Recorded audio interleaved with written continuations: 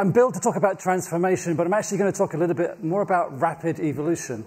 Transformation programs take a long time to establish, get running, and I actually prefer evolution because transformation is usually led by someone and evolution is everybody. So that's what I'm going to talk about today. And in our organisation, yes, we've had some issues. Many organisations that grow super fast do have issues around stability, perhaps with errors on your website, potentially some legacy complexity. This doesn't happen, right? Perhaps you have teams that are not engaged. I mean, you have people that really are not helping you to achieve the objectives that you have as an organisation to scale. And you may have some end-user issues as well, some gaps between technology and the business, lack of trust, maybe there's some accountability problems, politics. Many organisations have these issues, and we have them as well. So what do we do about that? What we got up to was set forward a simple IT mission, obviously based on the pants. Simpler, swifter, stronger. That is our mission. And I don't really have a strategy. Strategy tends to be a little bit more long-term. You know, strategy is like your to-do list. You get a to-do list, you put it on the to-do list, and you've done it. Not really. I mean, strategy can be a little bit like that. So mission is something for us that gets us focused on what we need to do. And we sat down with the business and we described what a happy place would look like. So this is one of my team here can talk all about this. It's sitting down to work out what is it that the business wants from us. And there's no surprise. They want delivery, they want continuous improvement, they want all those things. So we took care of some of the low-hanging fruit, which is something you can do quite easily. We also fixed some of our broken windows. So you may have some of those in your organization. The Wi-Fi doesn't work, you know, your email is always screwed up or something. They are broken windows. Those cause more issues than some of the big production systems. So if your mobile phone is not working, for instance, it drives the end users nuts. For the big issues, we had things like, we put together a thing called Code Red, which is to get everybody focused on a particular issue and fix it as fast as possible. If it's a big issue, it might take a bit longer. So we did this thing called the 30-day challenge. It's quite impressive, this. The 30 days to fix a large issue, everybody focused on it and get it resolved. And we also pray that our systems stayed up last night. So we have this thing called daily prayers. We meet every day at 10 o'clock. No, seriously, we do it every day at 10 o'clock. And it's a stand-up, essentially. And if something does go wrong and we want to find out what's happened, we have confession. So it's much nicer than sort of like, you know, these post-implementation reviews or, you know, or whatever these are, or, you know, witch hunts looking for what went wrong. We have a bit of fun around these things. And in fact, we also have a thing called the duty manager. Myself and all of my direct reports take it on time. Well, we're on call 1 week. Well, at the moment, it's 1 week every 7, I think now. And so this is good for the operational team. It provides them with some safety. It provides them with a senior person they can speak to that can help them if there's an issue overnight. So I'm on call, and my team are. And I think this is one of the biggest things we've had to get engagement between leadership and actual the teams working on our applications. I do a little thing called doctor's surgery as well, which is every day at 10:30. Sounds like it's fun in Paddy Power, right? No, but this is the idea here is at 10:30 every day, people come to me if they need decisions. In fact, I haven't had many visitors recently, but one of the things that leaders tend to have to do is make decisions. I throw my door open. I'm available to make decisions. Come to me with an issue. Come to me, 2 of you, and if there's an issue, I'll make a resolution. And it tends to work. We also, in our organisation, challenge processes. We challenge as many processes as possible. And we're not fans of process. In fact, our leader talks about process being like a barrier to getting things done. It's not strictly true. But what we do is we make some fun around these things. And like those of you who are technical probably know about ITIL, right? So if you're an IT person, the whole lexicon of this is really boring. It's dull. It's kind of like change and problem. It's really quite sad. So what we do is we have things to keep things very simple. If you've actually read Visible Ops, it's a book that talks about stabilizing the patient, creating a foundation, looking to build the ability to have something that's repeatable, efficient, and go through a continuous loop. And I like this sort of conversation, this way of managing our environment, this way of increasing our maturity. We also throw away stupid ideas. As you scale, you put in place a lot of bureaucracy. There's probably a lot of forms that have to be signed by somebody who doesn't really know why they're signing them. Probably the same thing happens in Google. So we have a program called Skip, and we throw things into the Skip. In fact, we need to roll the Skip back out again quite soon, because I think we're increasing some of the unnecessary processes that we have in the organization. And we also have asked some people to do the best work of their lives, so the best work of their careers, somewhere else. Now, that might sound strange, but let me just tell you, right? There are many people in your organization who are a round peg in a round hole. The trouble is they're two different colors. So sometimes they are great people. They work really well, but they're not taking you on the journey. They're not coming with you on the journey. They're actually better working in another organization, perhaps with more formality, more structure. Maybe they prefer to work in a bank or whatever, and they may not work very well with us. Sorry, if you're from a banking background, I apologize. So,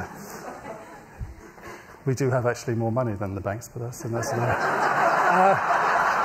so and then what? What do we do next? So what we do is we focused on delivery. That's a key thing for an IT group.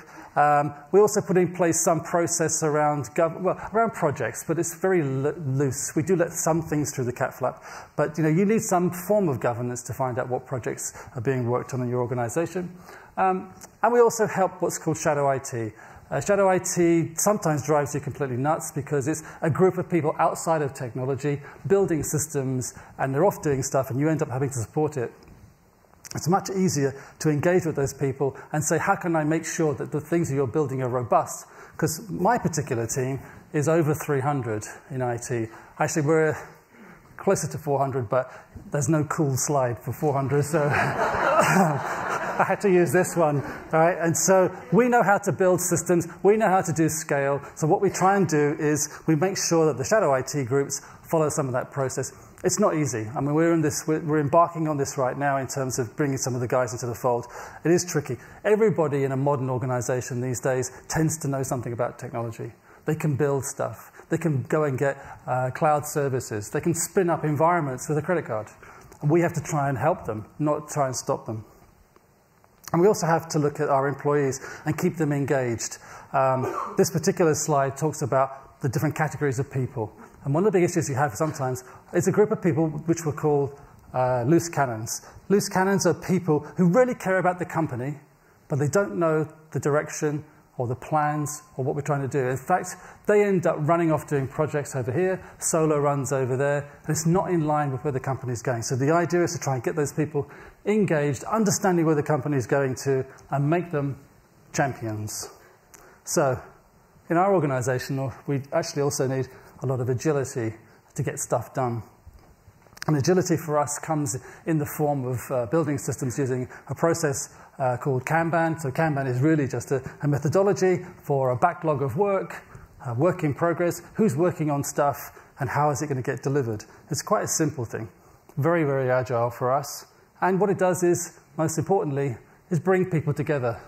That was one of the conversations from this morning. Collaboration, getting technical people and business people together in the room together, working, talking, and actually progressing.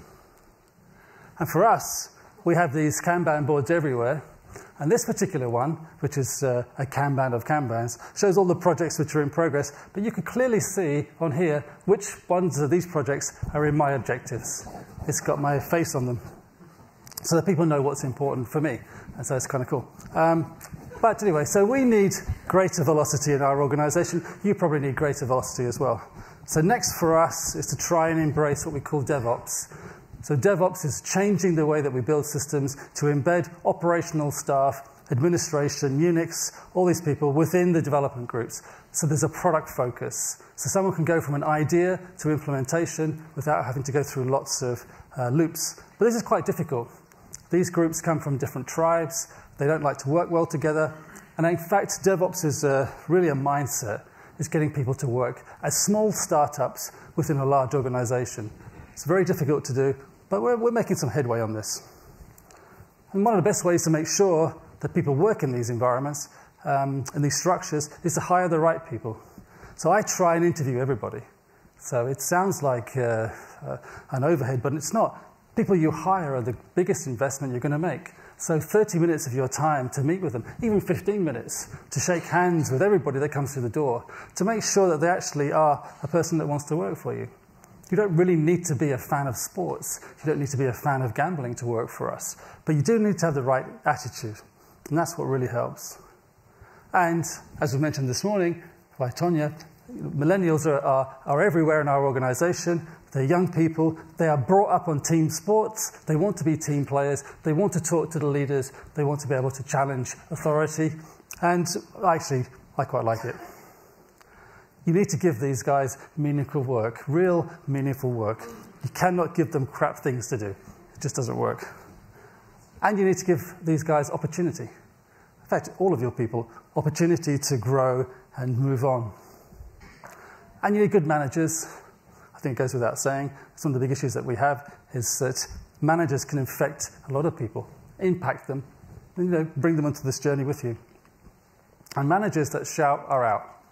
That's one of my new phrases. We're looking for more collaboration, less autocratic leadership.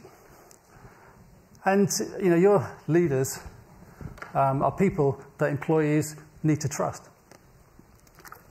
And one of the big challenges about that is that trust is a feeling. It's not necessarily a skill. So to build trust in your organization is very difficult. It's not something that you can actually go off and learn. The way to do this is to provide a safe, fun, flexible work environment. So this is how your employees see you, by the way, if you're a leader. So providing that safe environment is pretty key. And for us, we've stolen some ideas from Google, but we also have some of our own ideas. We have this, I have this thing called the Ministry of Silly Walks. So if you know Monty Python, I meet with a group of the team. It used to be like on groups of 10. On Monday, it was a group of 40. Just to say to them, if you had my job, what would you do? Or what is it that we do that's stupid? Or is there some gossip that I can actually learn? Actually, I can dispel? Or is there something I can help you with to remove a barrier? Or something strategic. People want to know, what are we doing about this? What are we doing about that? And I'll give my opinion. That provides great communication between everybody in our teams. Plus, we have collaboration spaces. This is one of our meeting rooms. I didn't ask for permission to do this, by the way, so it was a bit of a shock to facilities on Monday morning when it was finished. But this is a great collaboration space, and we use this all the time, people working together on large projects. We also have a bit of fun in our organization with some of the sort of more mundane things. This is a security poster that we have. It's to make people think about what they're downloading. Don't download the latest iFart application. And it's this sort of thing you'll see around our building. We live off the brand. The brand itself is all around us in our organization. So with that bit of fun we can use in our day-to-day lives. Plus we do things, I love this. This is our employee recognition program. It's a little bit of fun around using the pants as a metaphor. And some of the guys here, Seamus is up the back there, he's one of the guys behind this. This is led by the employees, not by the leadership. They wanted to do this, and it's just been launched. Also, I love this as well. Which company would publish the list of opening positions and show the top one there is CEO? So if you read the news, our CEO is moving on. And I love the fact that this was published to the employees so they can apply for the job. So you never know, some of us might do it. And so what's the results so far? Okay, so things haven't gone horribly wrong. In fact, things have gone quite well. Our target availability has increased. Our actual availability has increased from 99.5 to 99.9, so we've got some great stability. Our attrition is really quite low. Our productivity has increased threefold, and the board is very happy. Very happy, which is good. So where are we going? Well, we've got more improvements to make. We're not quite there. My team will tell you, there's a lot of things that I still need to fix. There are still people not so engaged. We've got some work to do. And we use the Great Place to Work structure, not because we're looking to get votes and be #1 company in Ireland. Actually, we don't even go to, to publish our results. We use the framework with the individuals in our company to learn from them and how to improve. And we're looking to produce systems which have zero downtime, which will make our users very happy because we can actually do more releases every day, and which is what we're trying to achieve. And we use internally a thing called Open Build, which is kind of like open source, but internally for our people to work on projects together. This is just starting. And innovation's key to us, but innovation is very hard to harness. Right now we've got 30 teams working on a hack day. So tomorrow I'm judging. They'll be working through the night. And hopefully there'll be 1 or 2 great ideas that come from that. If it doesn't matter so much. There's going to be a great buzz tomorrow, a great fun. I should imagine it's going to be hilarious to see some of these things. But maybe one idea will come from that. And one more thing. I just couldn't resist putting this up here at Google. Sorry, couldn't resist it. In fact, I had to change my glasses because they say I look like this guy, which is just kind of sad, really. So that's why I wear these black ones now. Communication is really key in our organization, as I mentioned. And we actually have, not just in our online business, which is highly technical, we have a huge retail division. We have 500 shops. These 500 shops are actually growing. They're growing quite rapidly. And we have in those shops an awful lot of employees. Over half of the employees are in those shops, and they have no access to information. There's no way of sharing. They don't have email as much as we would have in head office. So that's what we're doing with Google right now, is we're doing what I call connecting the unconnected. So to add those folks to our 4,700 staff so they're able to access information the same as everybody else. And I think this is quite disruptive. I can see our culture actually getting bigger and better and growing even stronger. And that's it.